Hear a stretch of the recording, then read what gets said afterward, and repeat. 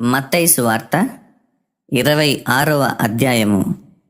యేసు ఈ మాటలన్నీ చెప్పి చాలించిన తరువాత జరిగినదేమనగా, ఆయన తన శిష్యులను చూచి 2 దినములైన పిమ్మట పస్కా పండుగ వచ్చుననియు, అప్పుడు మనుష్య కుమారుడు సిలువ వేయబడుటకై అప్పగింపబడుననియు మీకు తెలియనని చెప్పెను. ఆ సమయమున ప్రధాన యాజకులును ప్రజల పెద్దలును కయప అను ప్రధాన యాజకుని మందిరంలోనికి కూడి వచ్చి యేసును మాయోపాయము చేత పట్టుకొని చంపవలెనని ఏకమై ఆలోచన చేసిరి. అయితే ప్రజలలో అల్లరి కలుగకుండునట్లు పండుగలో వద్దని చెప్పుకొనిరి.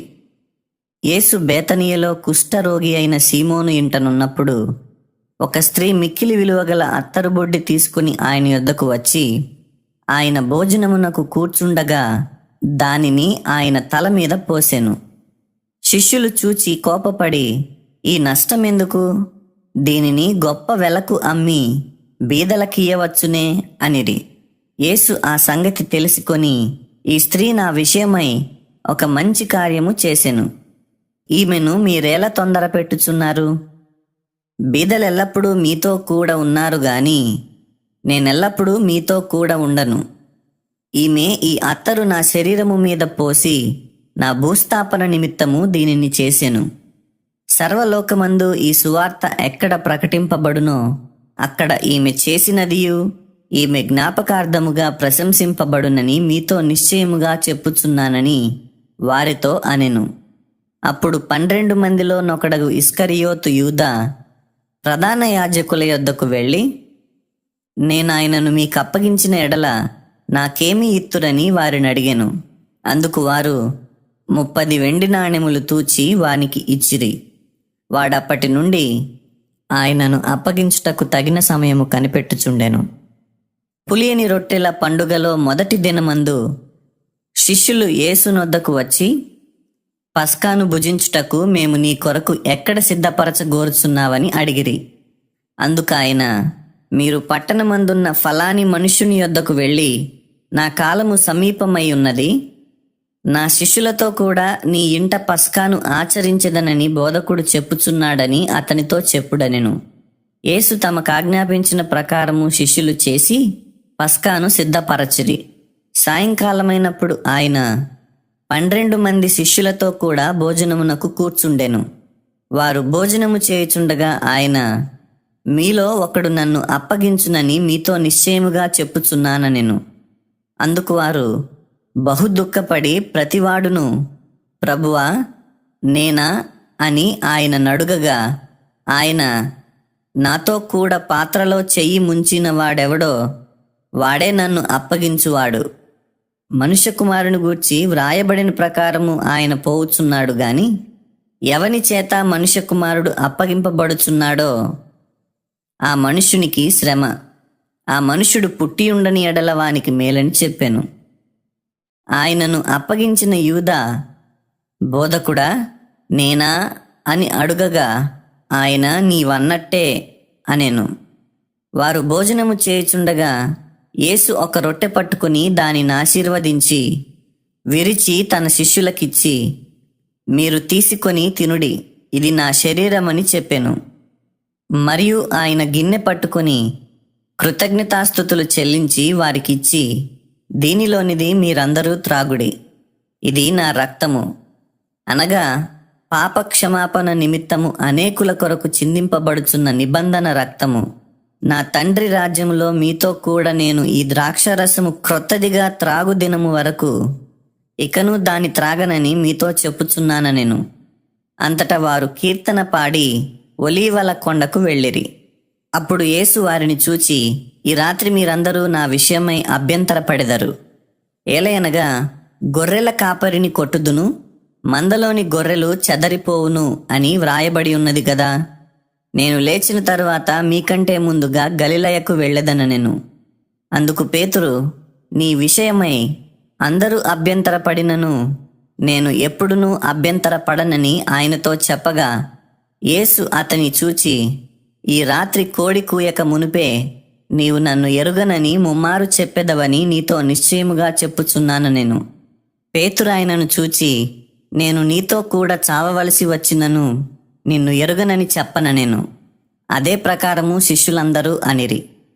అంతట యేసు వారితో కూడా గెత్సెమనే అనబడిన చోటికి వచ్చి, నేను అక్కడికి వెళ్ళి ప్రార్థన చేసి వచ్చు వరకు మీరిక్కడ కూర్చుండుడని శిష్యులతో చెప్పి, పేతురును జెబెదయి 2 కుమారులను వెంటబెట్టుకుని పోయి దుఃఖపడుటకును చింతాక్రాంతుడగుటకును మొదలుపెట్టెను. అప్పుడు యేసు, మరణమగునంతగా నా ప్రాణము బహుదుఃఖములో మునిగియున్నది. మీరు ఇక్కడ నిలిచి నాతో కూడా మెలకువగా నుండుడని వారితో చెప్పి కొంత దూరము వెళ్ళి సాగిలపడి, నా తండ్రి, సాధ్యమైతే ఈ గిన్నె నా యొద్ద నుండి తొలగిపోనిమ్ము. అయినను నా ఇష్ట ప్రకారము కాదు, నీ చిత్త ప్రకారమే కానిమ్మని ప్రార్థించెను. ఆయన మరల శిష్యుల యొద్దకు వచ్చి వారు నిద్రించుట చూచి, ఒక గడియ అయినను నాతో కూడా మేల్కొని ఉండలేరా? మీరు శోధనలో ప్రవేశించకుండునట్లు మెలకువగా ఉండి ప్రార్థన చేయుడి. ఆత్మ సిద్ధమే గాని శరీరము బలహీనమని పేతురుతో చెప్పి మరల 2వ మారు వెళ్ళి, నా తండ్రి, నేను దీనిని త్రాగితేనే గాని ఇది నా యొద్ద నుండి తొలగిపోవుట సాధ్యము కాని ఎడల నీ చిత్తమే సిద్ధించుగాక అని ప్రార్థించి తిరిగి వచ్చి వారు మరల నిద్రించుట చూచెను. ఏలయనగా వారి కన్నులు భారముగా ఉండెను. ఆయన వారిని మరల విడిచి వెళ్ళి ఆ మాటలే చెప్పుచూ 3వ మారు ప్రార్థన చేసెను. అప్పుడు ఆయన తన శిష్యుల యొద్దకు వచ్చి, ఇక నిద్రపోయి అలసట తీర్చుకొనుడి. ఇదిగో ఆ గడియ వచ్చి ఉన్నది. మనుష్య కుమారుడు పాపుల చేతికి అప్పగింపబడుచున్నాడు. లెండి వెళ్ళుదము. ఇదిగో నన్ను అప్పగించువాడు సమీపించి ఉన్నాడని వారితో చెప్పెను. ఆయన ఇంకనూ మాట్లాడుచుండగా 12 మందిలో ఒకడగు యూదా వచ్చెను. వానితో కూడా బహుజన సమూహము కత్తులు గుదియలు పట్టుకుని ప్రధాన యాజకుల యొద్ద నుండి ప్రజల పెద్దల యొద్ద నుండి వచ్చెను. ఆయనను అప్పగించువాడు, నేనెవరిని ముద్దు పెట్టుకొందునో ఆయనే యేసు, ఆయనను పట్టుకొనుడని వారికి గురుతు చెప్పి వెంటనే యేసునొద్దకు వచ్చి, బోధకుడా, నీకు శుభమని చెప్పి ఆయనను ముద్దు పెట్టుకొనెను. యేసు, చెలికాడా, నీవు చేయవచ్చినది చేయుమని అతనితో చెప్పగా వారు దగ్గరకు వచ్చి ఆయన మీద పడి ఆయనను పట్టుకొనిరి. ఇదిగో, యేసుతో కూడా ఉన్నవారిలో ఒకడు చెయ్యి చాచి కత్తి దూసి ప్రధాన యాజకుని దాసుని కొట్టి వాని చెవి తెగ నరికెను. యేసు, నీ కత్తి వరలో తిరిగి పెట్టుము. కత్తి పట్టుకొను వారందరూ కత్తి చేతనే నశింతురు. ఈ సమయమున నేను నా తండ్రిని వేడుకొనలేననియు, వేడుకొనిన ఎడల ఆయన 12 సేనా వ్యూహముల కంటే ఎక్కువ మంది దూతలను ఇప్పుడే నాకు పంపడనియు నీవనుకొనుచున్నావా? నేను వేడుకొనిన ఎడల ఈలాగు జరుగవలెనను లేఖనము ఏలాగు నెరవేరునని అతనితో చెప్పెను. ఆ గడియలోనే యేసు జనసమూహములను చూచి, బందిపోటు దొంగ మీదికి వచ్చినట్టు కత్తులతోనూ గుదియలతోనూ నన్ను పట్టుకొన వచ్చితిరా? నేను అనుదినము దేవాలయములో కూర్చుండి బోధించుచున్నప్పుడు మీరు నన్ను పట్టుకొనలేదు. అయితే ప్రవక్తల లేఖనములు నెరవేరునట్లు ఇదంతయు జరిగినని చెప్పెను. అప్పుడు శిష్యులందరూ ఆయనను విడిచి పారిపోయిరి. యేసును పట్టుకొనిన వారు ప్రధాన యాజకుడైన కయప యొద్దకు ఆయనను తీసుకొని పోగా అక్కడ శాస్త్రులను పెద్దలును కూడియుండిరి. పేతురు ప్రధాన యాజకుని ఇంటి ముంగిటి వరకు ఆయనను దూరము నుండి వెంబడించి లోపలికి పోయి దీని అంతమేమవునో చూడవలనని బంట్రౌతులతో కూడా కూర్చుండెను. ప్రధాన యాజకులును మహాసభ వారందరూ యేసును చంపవలనని ఆయనకు విరోధముగా అబద్ధ సాక్ష్యము వెదకుచుండిరి. కాని అబద్ధ సాక్షులనేకులు వచ్చినను సాక్ష్యమేమియూ దొరకలేదు. తుదకు 2 మనుష్యులు వచ్చి, వీడు దేవాలయమును పడగొట్టి 3 దినములలో దానిని కట్టగలనని చెప్పెననిరి. ప్రధాన యాజకుడు లేచి, నీవు ఉత్తరమేమియూ చెప్పవా? వీరు నీ మీద పలుకుచున్న సాక్ష్యమేమని అడుగగా యేసు ఊరకుండెను.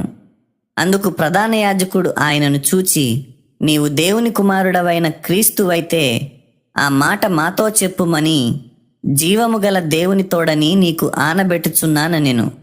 అందుకు యేసు, నీవన్నట్టే ఇది మొదలుకొని మనుష్య కుమారుడు సర్వశక్తుని కుడిపార్శ్వమున కూర్చుండుటయు ఆకాశ మేఘారూరుడై వచ్చుటయు మీరు చూతురని చెప్పగా, ప్రధాన యాజకుడు తన వస్త్రము చింపుకొని, వీడు దేవదూషణ చేసెను, మనకిక సాక్షులతో పని ఏమి?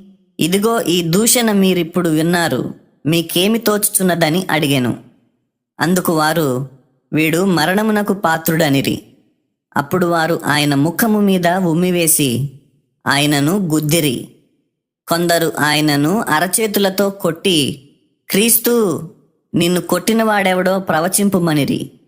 పేతురు వెలుపటి ముంగిట కూర్చుండి ఉండగా ఒక చిన్నది అతని యొద్దకు వచ్చి, నీవును గలిలయుడగు యేసుతో కూడా ఉంటివి గదా అనెను.